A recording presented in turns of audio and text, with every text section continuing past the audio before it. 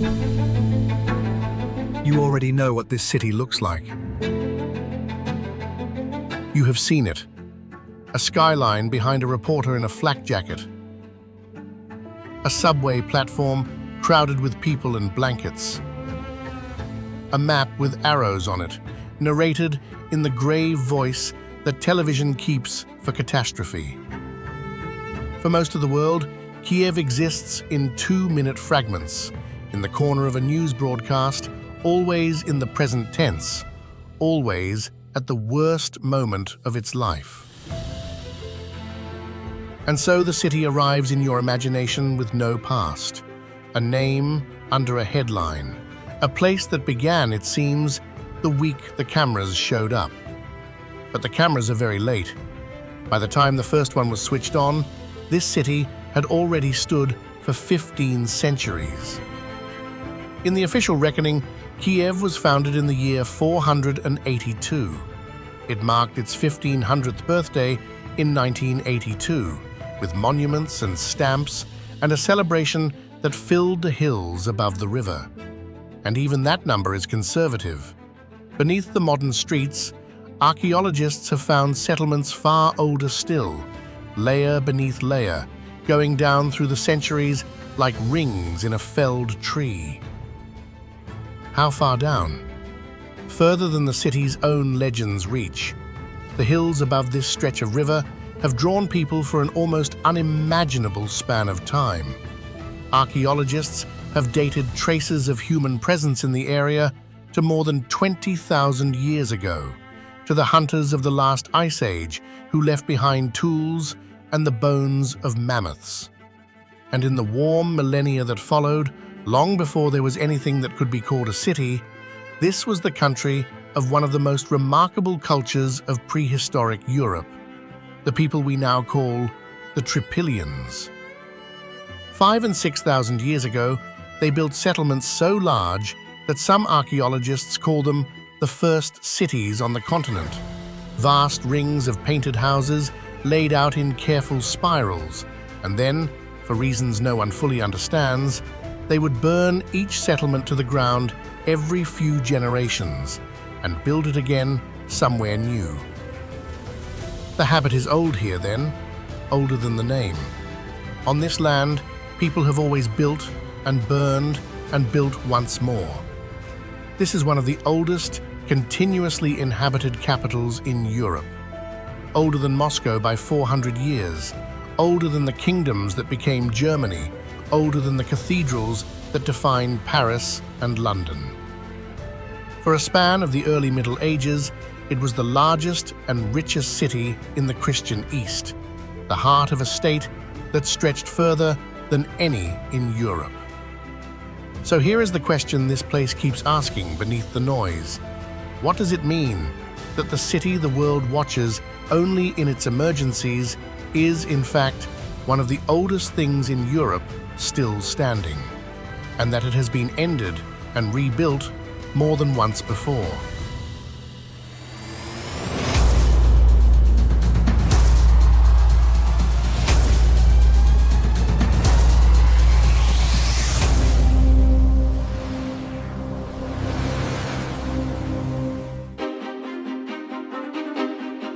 To understand that, you have to go back to a legend and a river. The legend is simple, and the people of Kyiv have told it to their children for more than 1,000 years. There were 3 brothers, the story says, of a Slavic tribe called the Polyanians. Their names were Kyi, Shchek, and Koriv. They had a sister, Libid. Kyi, the eldest, built a settlement on a high bluff above a great river, and the city took his name. Kyiv, in the oldest tongue, simply means the place of key. Whether the brothers were real, no one can prove, but the city they are said to have founded was no accident of geography. It sat on the high western bank of the Dnipro, the 3rd longest river in Europe, a waterway that runs from the forests near the Baltic all the way down to the Black Sea.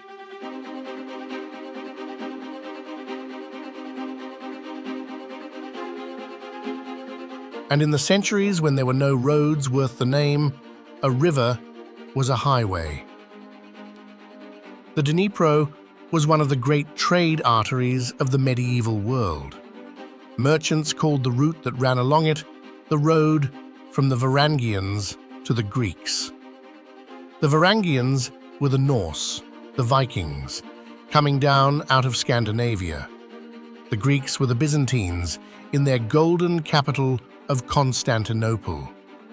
Between those two poles flowed amber and furs and honey and silver and slaves, and everything that passed between the cold north and the warm south had to pass through one place. It had to pass through Kyiv. The city sat in the middle of the road like a hand on a faucet. Whoever held this bluff could tax the trade of half a continent. And so, a settlement of fishermen and farmers became, almost inevitably, a capital. It was not an easy road. South of the city, the Dnipro ran through a series of violent rapids, stretches of broken water where no loaded boat could pass. The traders had to unload, carry their goods, and sometimes the boats themselves overland past the white water and put back in below, all the while watching the open steppe for the nomad raiders who knew exactly where the merchants would be on foot and slow. It was dangerous, expensive, and worth it because the prize at the far end was Constantinople, the richest market on earth. And it is worth being honest about what moved along that road. There was amber, and there was wax, and there was fine northern fur. And there were human beings. Slaves were among the most valuable cargo the Rus carried south, and the wealth that raised the golden domes of Kyiv was in part built on that trade. The same is true of half the great cities of the age. It does not make the gold less real, it only makes it more complicated.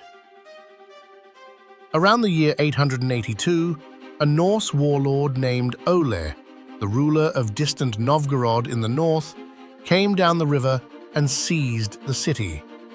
He is said to have looked at it and declared that this would be the mother of all the cities of the Rus. The phrase stuck. For 1,000 years afterward, Kyiv was called exactly that, the mother of Rus cities, and the loose federation of principalities that grew up around it took its name from this place. Kievan Rus, the first East Slavic state, the common ancestor that Ukraine, Russia, and Belarus all reach back toward and still argue over today. And the river was never only a road. Even now, in the heart of a capital of 3 million people, the Dnipro is alive. In summer, its broad green islands fill with swimmers and herons, and the water carries the same fish the first settlers pulled from it. Above it, twice a year, the sky moves. The Dnipro Valley lies along one of the great migration routes of Europe, and in spring, the birds come north along it in their millions. Among them is a bird the people of this land have loved for as long as they have farmed it.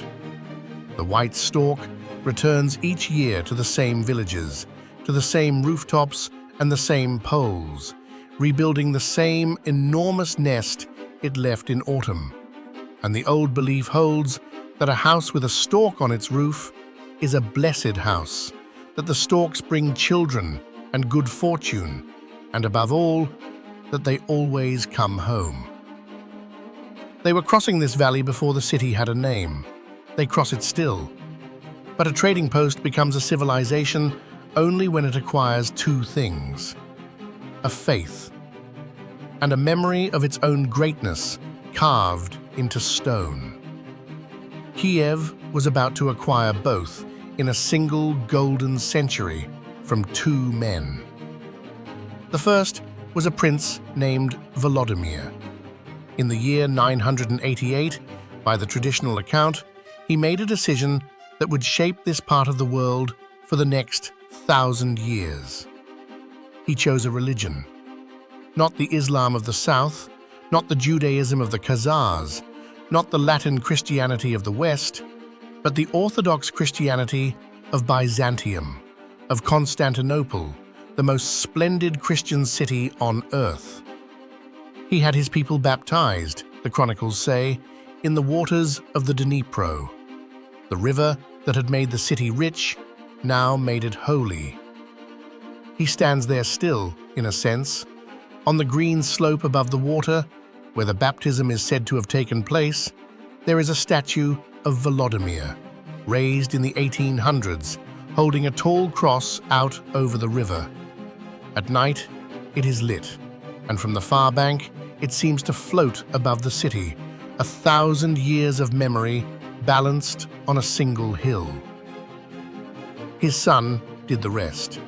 His name was Yaroslav, and history remembers him as Yaroslav the Wise, and the reign that followed was the high noon of Kyiv. Under Yaroslav, the city was larger than almost anything in Europe west of Constantinople. It is said to have held tens of thousands of people, more than London at the same hour. He gave the Rus their first written code of law. He married his daughters into the royal houses of France, Hungary, and Norway, so that the kings of half of Europe called the Prince of Kyiv father-in-law. One of those daughters is worth pausing on, because her story tells you exactly how this city was seen in its golden age. Her name was Anne. Around the middle of the 11th century, the King of France, Henry I, sent envoys across the whole of Europe to find a bride worthy of his throne. And they came back having chosen a princess from Kyiv. Anne traveled west and became Queen of France, and when her husband died, she ruled as regent for her young son. There is a small, telling detail the records have preserved. On the documents of state, Anne signed her own name, in her own hand, in her own alphabet. Many of the French nobles beside her could not write at all, and signed with a simple mark. The princess from the city the modern world pictures as a backwater arrived in Paris more literate than the court she married into. And he built. To understand what Kyiv was, you have to stand inside the one building from that golden century that still survives, more or less, with its heart intact. It is called Saint Sophia, Holy Wisdom. Yaroslav raised it in the heart of the 11th century, and he did not build it to be a fine local church. He built it to rival the greatest building in the known world. In Constantinople stood the original Hagia Sophia, the vast domed cathedral that for centuries was the largest enclosed space ever made by human hands. Yaroslav wanted his city to have its own. He wanted Kyiv to be a second Constantinople, a new center of the Christian world on the edge of the wild northern forests. So he brought builders and Byzantine masters up the river, and together they raised a cathedral crowned with domes, its interior a single shimmering cave of gold. Inside, the walls were covered in mosaics, millions of small cubes of colored glass and stone pressed into wet plaster, so that the whole interior glowed when the candles were lit. Those mosaics were laid down almost 1,000 years ago. They are still there. Think about what that sentence contains. Nearly 1,000 years. In that time, this city was burned, sacked, conquered, occupied, starved, and bombed, again and again. Empires rose around it and fell. And through all of it, the gold ceiling held. At the very top of the cathedral's apse, looking down over everyone who has ever stood beneath her, is a single, towering figure. A mosaic of the Virgin Mary, arms raised, palms open, in the ancient posture of prayer. The people of Kyiv have a name for her. They call her the Unbreakable Wall. And there is a legend attached to her, very old. It is said that as long as the unbreakable wall stands above the city itself cannot fall. For 1,000 years, the people who lived below her have watched that promise be tested. They are watching it still. Remember her. We will come back to her.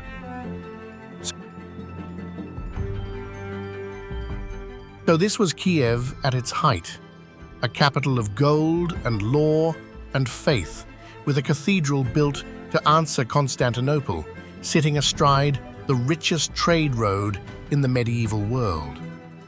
If you had asked a traveler in the 11th century to name the great cities of Europe, this one would have been near the top of the list.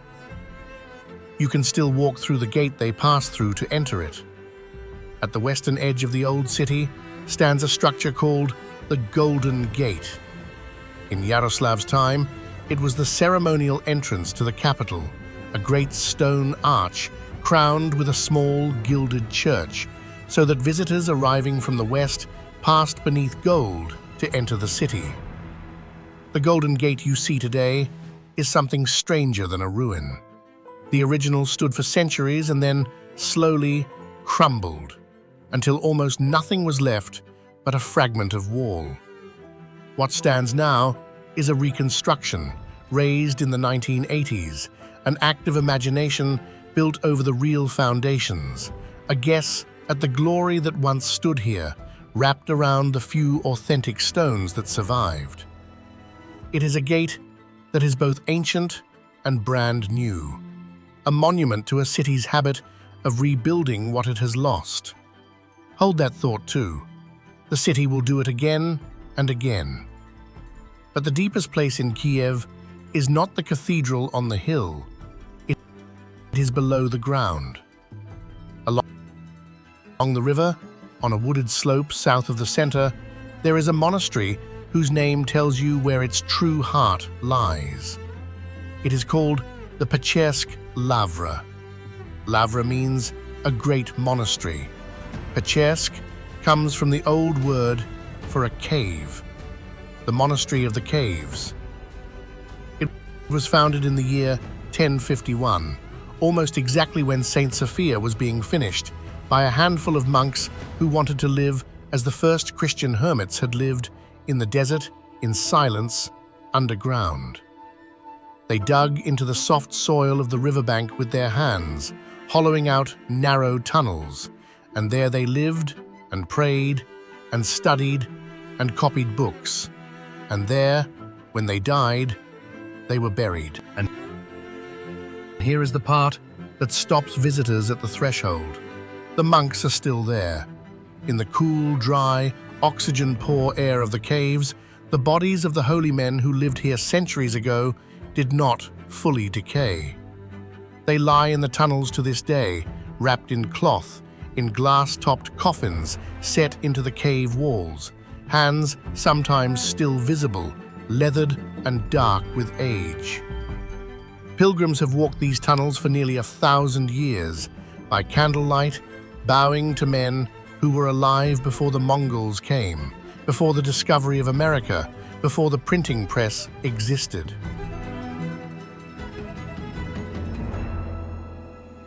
And these caves did more than hold the dead. They held the memory of the entire people. It was here, in this monastery, that the monks of Kyiv wrote the first history of the Rus, a chronicle called The Tale of Bygone Years. A monk remembered as Nestor is traditionally named as its author, bent over parchment by candlelight, setting down the story of where his people came from.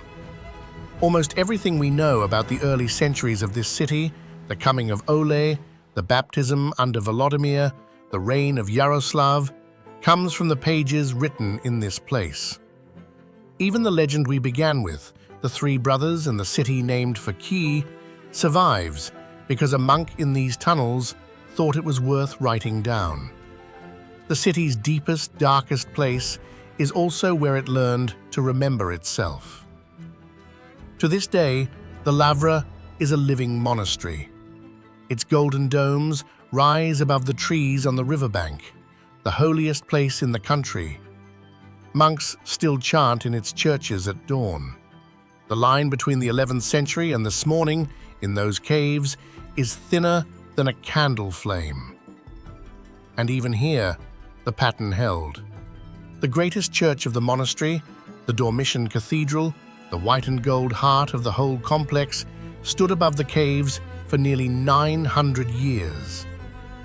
In 1941, during the war, it was blown apart by a massive explosion, and for the rest of the century, its shattered shell stood open to the sky, a ruin at the center of the holiest place in the country. Who set the charge is still argued over to this day. What is not argued is what the city did about it. At the turn of the millennium, in the first years of independence, the cathedral was raised again from the ground up, rebuilt to match the old photographs and drawings, so that today it gleams white and gold above the caves as if it had never come down. 9 centuries old, 20-odd years old, both true again. So why, if this city was so old and so glorious, do you know it only from the news? Why is its name a synonym for crisis rather than for cathedrals? Because the golden century did not last, and the thing that ended it set the pattern for everything that came after. To the east, across the steppe, a storm was gathering that the people of Kyiv could not yet imagine. Picture the city in the autumn of the year 1240. Word has been coming up the trade roads for 2 years now, carried by refugees, and the word is always the same. A people on horseback are coming out of the east, and the cities in their path do not survive. They have a discipline and a speed no European army has ever faced. They have engineers who can break any wall. The Mongols are coming, and they are coming for the mother of Rus cities. The prince who should defend Kyiv has fled west to beg for help that will not come. He leaves the city in the hands of a single commander, a voivode named Dnipro, with perhaps 1,000 fighting men against an army of tens of thousands. The Mongols send envoys first, demanding surrender. The defenders kill them. To the Mongols, killing an envoy is the one unforgivable thing. There will be no mercy now. In late November, the catapults arrive. They are set up against the weakest gate, where tree cover let the engineers approach the walls. And then the stones begin to fall. Day after day, the bombardment hammers the same stretch of wall, and the defenders crowd behind it. And on the 6th of December, the wall comes down. What follows is not a battle. It is a massacre that lasts as long as there are people left to kill. The chronicles say the population of one of the greatest cities in Europe was, in a matter of days, almost entirely destroyed. Travelers who passed through the site a few years later reported a field of skulls and bones, and a few hundred survivors huddled in the wreckage of a city that had held tens of thousands. The golden century was over. Kyiv and Rus, the first East Slavic state, did not survive the blow. The center of power drifted away, north and west, to other cities, other princes. For 200 years and more, Kyiv was a provincial town, living on the rumor of its own past, passing from the Mongols to the Lithuanians to the Poles, a faded jewel in other people's crowns. And yet, even in those long centuries of decline, the city refused to go fully dark. 2 things kept its lamp lit.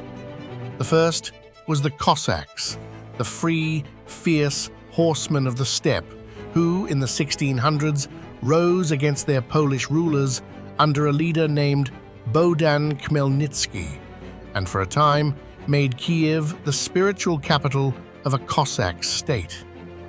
The second was a school. In the early 1600s, a churchman named Petro Mohila founded an academy in Kyiv that became one of the first true universities in all of Eastern Europe, a place where the sons of priests and Cossacks and merchants studied Latin and Greek and philosophy. The Kyiv Mohila Academy sent its scholars across the Orthodox world. While the city's walls were humble and its trade was a shadow of the old days, its books and its scholars carried its name. The body of the city was poor, its mind was not.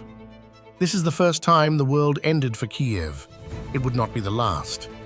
And each time, something strange happened afterward. The city did not simply die, it waited, and it came back.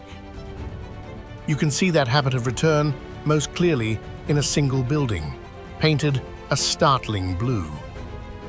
On a hill near St. Sophia stands a monastery called St. Michael's, the Golden Domed. Its walls are a deep, almost electric sky blue, and above them rise a crowd of golden onion domes, so that on a clear morning it looks less like a building than like a piece of the sky pinned to the ground. And here is the puzzle.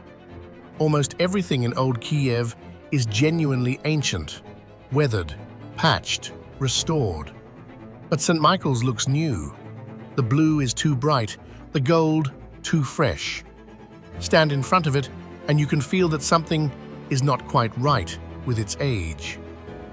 The reason is this. The original St. Michael's stood on that hill for 800 years, and then, in the 1930s, the Soviet government tore it down. They wanted the land, and they wanted more than that, to erase what the church represented, a Ukrainian faith older than the state that now ruled it. They dynamited a building that had stood since the Middle Ages and hauled away its bricks, and for 60 years, there was an empty space where it had been. When Ukraine became independent in the early 1990s, one of the first things the city did was build it back.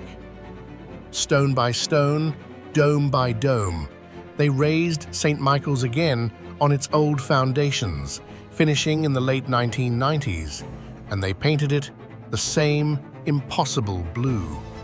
That is why it looks new. It is new. It is also 800 years old. Both things are true. In Kyiv, they are almost always both true. To walk this city is to walk through layers like this everywhere.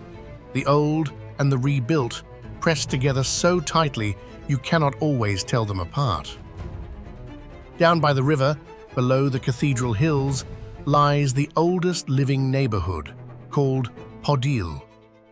This was the lower town, the working town, the district of merchants and craftsmen and dock hands, the part of Kyiv that did business while the princes prayed up on the heights.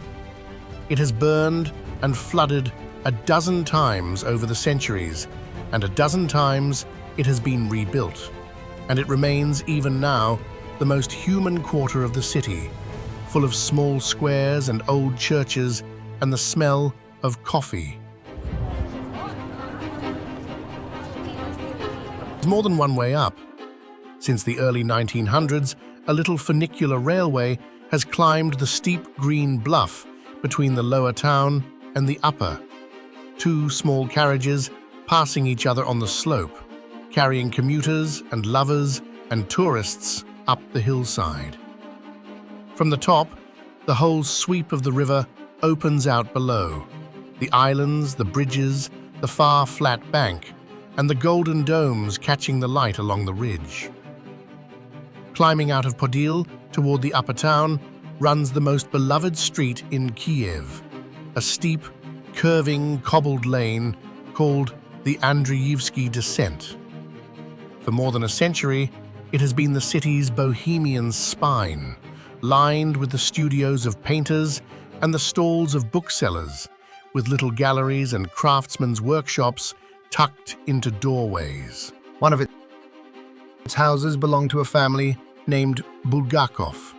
Their son, Mikhail, grew up here, climbing this hill as a boy, and went on to become one of the great novelists of the 20th century. He wrote a masterpiece, in secret, that the state would not allow to be published in his lifetime. The book survived him, hidden in a drawer, and was printed decades after his death, and is now read all over the world.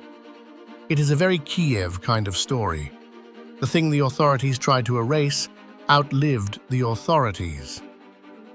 And this is the part of the city the news almost never shows, because nothing is happening. And nothing happening is exactly the point. The covered markets piled with pickles and honey and mushrooms gathered in the forests. The old women selling cut flowers at the metro entrances.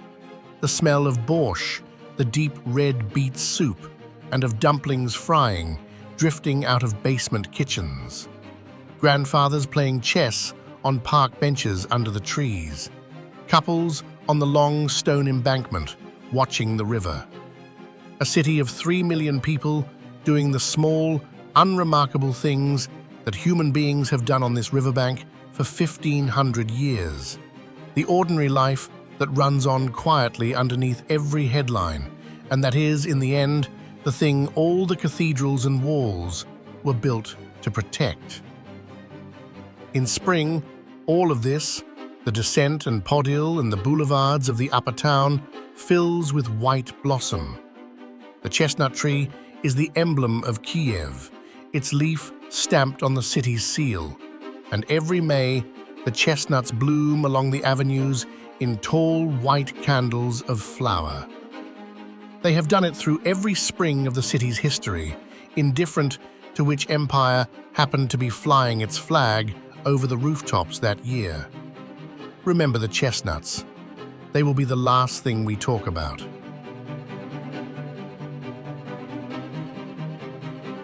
So far, this is a story of resilience, of a city that keeps coming back. But it would be a lie to leave it there, because some of what happened in Kyiv left wounds that did not heal, and a documentary that loves this place owes it the truth.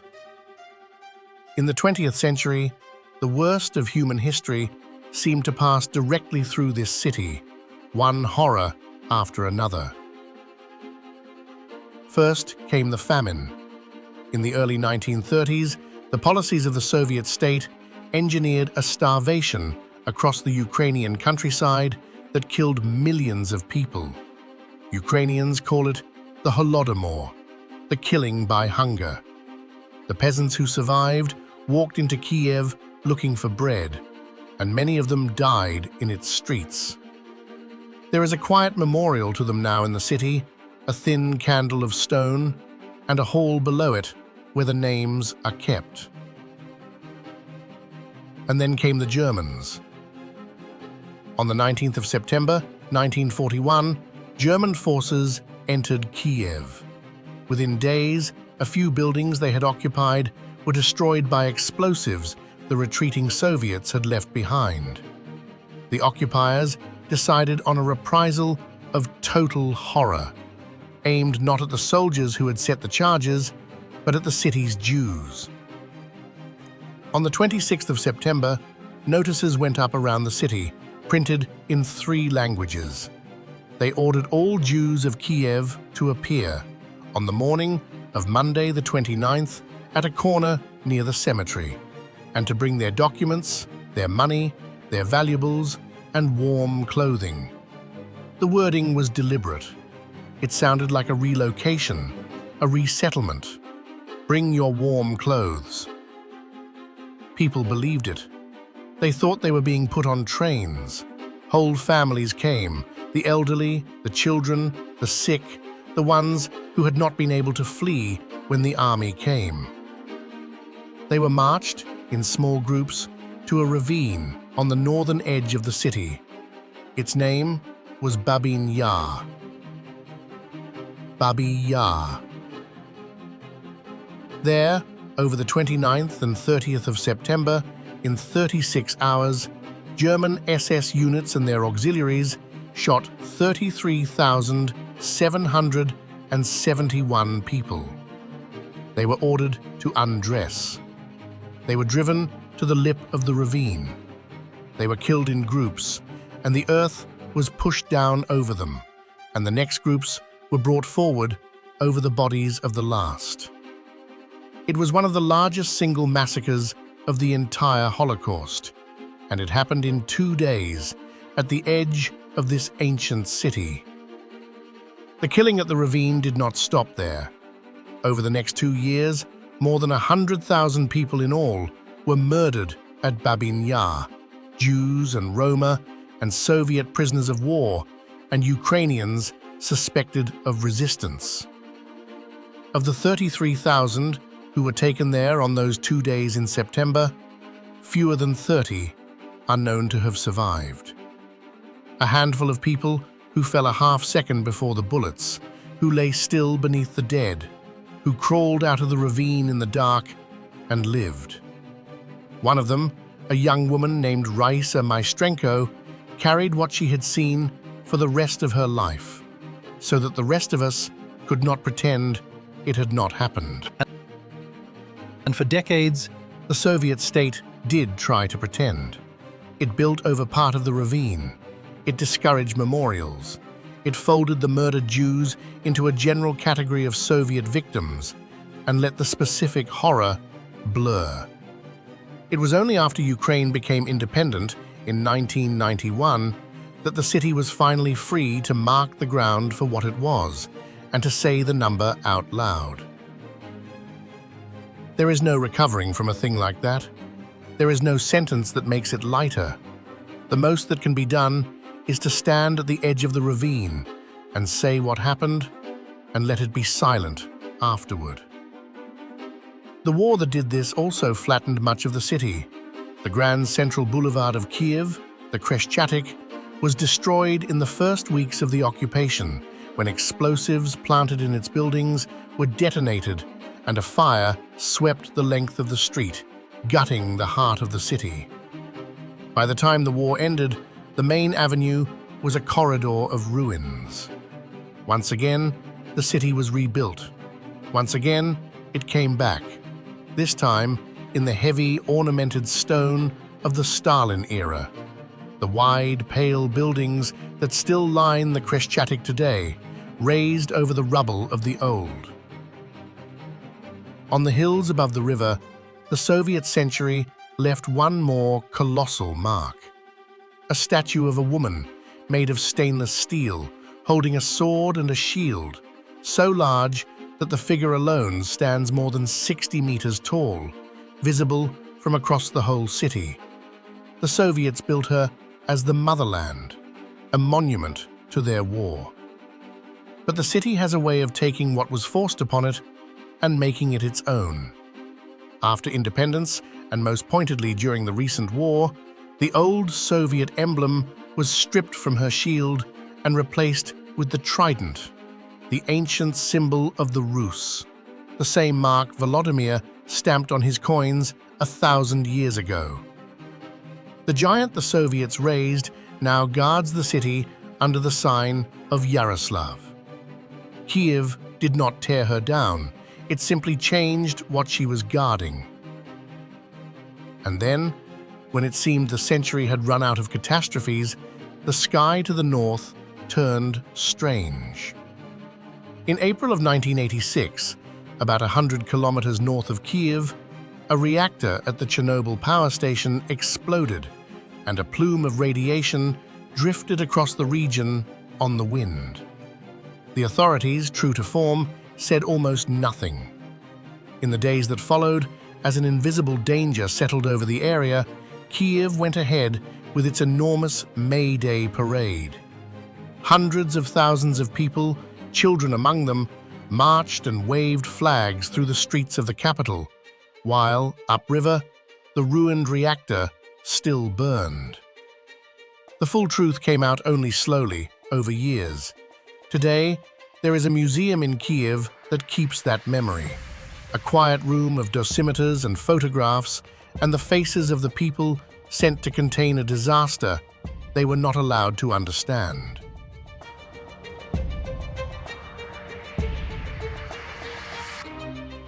So now you know why the cameras keep coming back. This city sits at a hinge of the world, on the great river road between east and west, and for 15 centuries, the storms of European history have broken over it again and again. It has been the most powerful place in the region, and it has been ground almost to nothing, and it has been both of those things more than once. And there is a strange, physical proof of that history hidden beneath the streets that you ride right past without knowing what it is. Kyiv has one of the deepest subway systems ever built. One station in particular, called Arsenalna, descends 105 meters into the earth, more than 340 feet straight down. For half a century it was, by a wide margin, the deepest metro station in the entire world.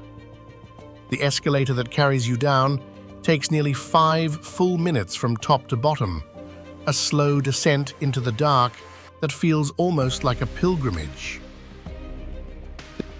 There is a practical reason for the depth. The high western bank of the Dnipro, the same bluff where Kyiv is said to have built his settlement, rises so far above the rest of the city that the tunnels had to be driven deep through solid ground to keep their level. The geography that made the city defensible in the 11th century made its subway the deepest on Earth in the 20th. And the Soviets did not dig these stations as bare concrete tubes. They built them as palaces for the people. Many of the deep stations of Kyiv are halls of polished marble and granite, lined with columns, hung with chandeliers, decorated with mosaics and bronze, so that a worker riding home passed each evening through rooms grander than any palace the Tsars had ever let him enter. It was propaganda, of course, a state telling its citizens how much it valued them in the same years it was starving and shooting them. But the marble is real, and it is beautiful, and the people of the city have made it their own. The result is one of the strange truths of this place. The safest rooms in Kyiv, the deep stone halls 100 meters down, are also among its most beautiful. But there is a second reason, the one that turns a piece of engineering trivia into something heavier. A subway that deep is not only a way to move people, it is a shelter. 100 meters of earth will stop almost anything that falls from the sky. And so, in the worst nights of recent years, the people of Kyiv have gone down into those stations, the way people in this city have always gone underground to survive, the way the monks went into their caves 1,000 years ago. Families have spread blankets on the platforms of Arsenalna and the other deep stations with their children and their dogs and their thermos flasks and waited out the dark hours 100 meters beneath the streets and climbed the long escalator back into daylight in the morning to see what was still standing. Because the storms did not stop in the 20th century. The newest one is the one you have seen on your screen. Step back for a moment to a square at the center of the city. It is called the Maidan, Independence Square, and it is the place where modern Kyiv decides who it is. In the winter of 2013 and 2014, hundreds of thousands of people filled this square and refused to leave. They had come to insist that their country turn toward Europe, and they stayed through the snow, through the cold, through the violence, building barricades of tires and timber and burning them against the riot lines. In the final days, snipers fired into the crowd, and dozens of unarmed people were killed on and around this square. The country remembers them by a single name. They call them the Heavenly Hundred. The country calls the uprising itself the Revolution of Dignity. When it was over, the people in the square had changed the direction of the nation and paid for it with their own.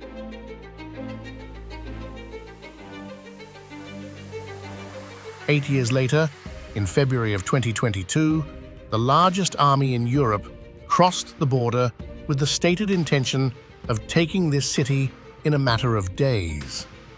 Columns of armor drove south toward the capital. The world's analysts gave Kyiv 72 hours. It did not take this city.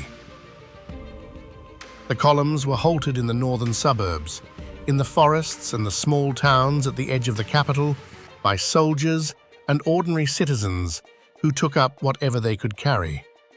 The great armored advance stalled on the roads, ran short of fuel and food, and within weeks was forced to pull back from the entire region around Kyiv. The city that the maps had already written off was, against every prediction, still standing, still its own.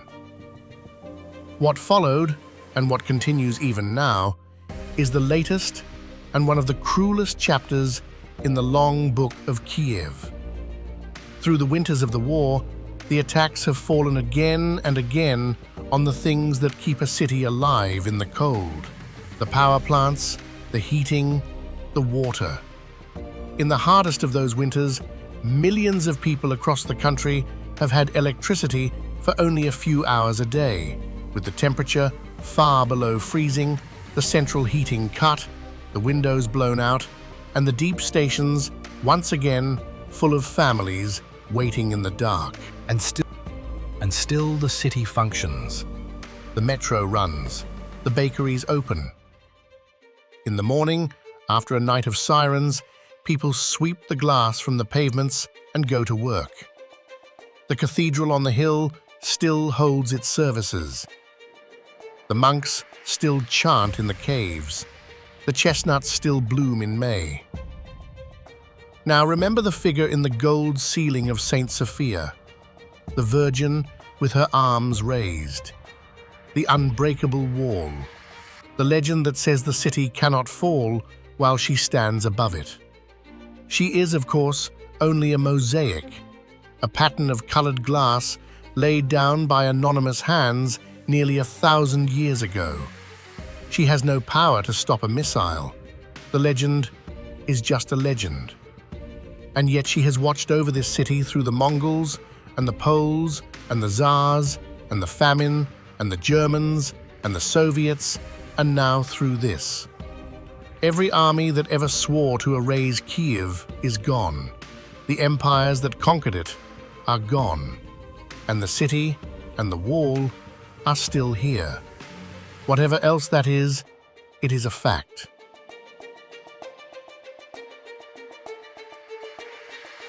Down at the water's edge, where the city began, there is a monument the people raised for the 1500th birthday back in 1982. It shows the three brothers and their sister, Ki and Shchek and Koriv and Libid, standing together in a small bronze boat, looking out over the Dnipro. They are the founders from the legend, the ones who may never have existed at all, and they have been gazing at that river now for more than 40 years, which is nothing, a blink, against the 15 centuries behind them. The water they are watching is the same water that carried the Vikings and the slaves and the Mongols' first scouts and the baptism and the storks every spring. It is still moving. It has not stopped once in all that time. This, in the end, is the thing the news cannot show you in 2 minutes. Not because the news is lying, but because 2 minutes is not enough time to hold 15 centuries. The Kyiv on your screen, the one with the sirens and the broken windows and the families on the platform, is real. But it is the most recent page, not the whole book. The same ground has been a Viking trading post, a golden capital that answered Constantinople, a field of skulls, a provincial backwater, a Soviet showpiece, and a city that refused in our own time to fall on schedule.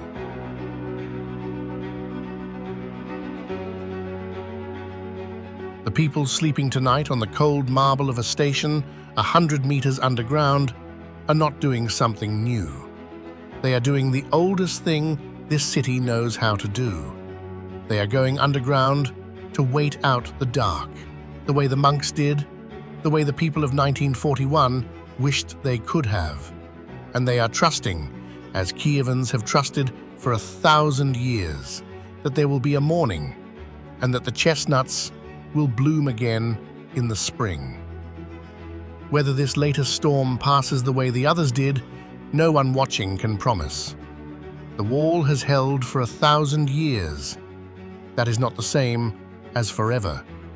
History does not owe this city another recovery simply because it has managed so many before. But if you find yourself some evening watching the familiar footage, the skyline behind the reporter, the map with the arrows, it is worth remembering what stands under those pictures. 15 centuries of stone. A cathedral of gold that has outlasted every empire that tried to claim it. 1,000 years of people who went underground and came back up. A city you thought you only knew from the news, that was old when Moscow was a forest, and that has buried, one by one, everyone who ever came to bury it. Thank you for spending this time with us, and for looking past the headline at the city underneath it. Until the next journey.